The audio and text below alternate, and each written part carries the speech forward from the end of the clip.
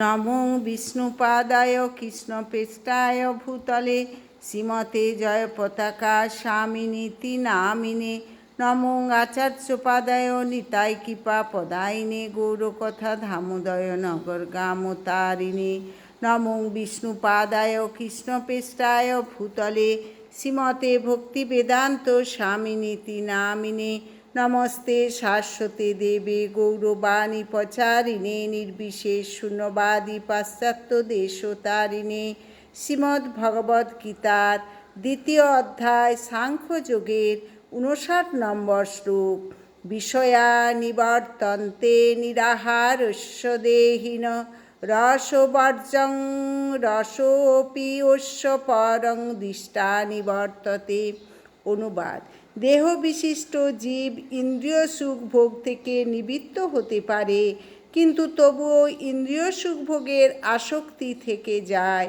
কিন্তু উচ্চতর স্বাদ আস্বাদন করার ফলে তিনি সেই বিষয় তৃষ্ণা থেকে চিরতরে নিবৃত্ত হন।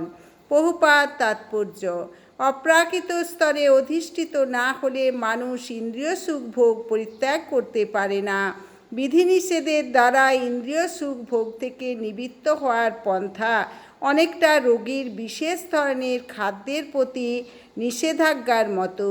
রোগী সাধারণত এই সমস্ত বিধিনিষেধ মানতে চায় না এবং তার রোগের জন্য এই সমস্ত খাদ্যদ্রব্য খেতে সাময়িকভাবে বিরত থাকলেও তার খাওয়ার লালস্য কোনো অংশে কমে না। তেমনি যম, নিয়ম, আসন, প্রাণায়াম, প্রত্যাহার, ধারণা, ধ্যান আদি সমন্বিত অষ্টাঙ্গ যোগের মতো কিছু পারমার্থিক পদ্ধতির দ্বারা যে ইন্দ্রিয় সংযম, তা উন্নত জ্ঞানহীন অল্পবুদ্ধিসম্পন্ন ব্যক্তিদের জন্য অনুমোদিত হয়েছে। কিন্তু যিনি কৃষ্ণ ভাবনায় প্রগতি সাধনের মাধ্যমে ভগবান শ্রীকৃষ্ণের কন্দর্প কোটি কমনীয় রূপকে উপলব্ধি করতে পেরেছেন, তার আর নিষ্প্রাণ জড়বস্তুর প্রতি কোনো রকম রুচি থাকে না। তাই অধ্যাত্ম মার্গের প্রাথমিক স্তরে কেবল বিধিনিষেধের মাধ্যমে ইন্দ্রিয়গুলিকে দমন করতে হয়। কিন্তু কৃষ্ণ ভাবনায় যতক্ষণ রুচি না হয় ততক্ষণ এই বিধিনিষেধ মঙ্গলজনক হয়।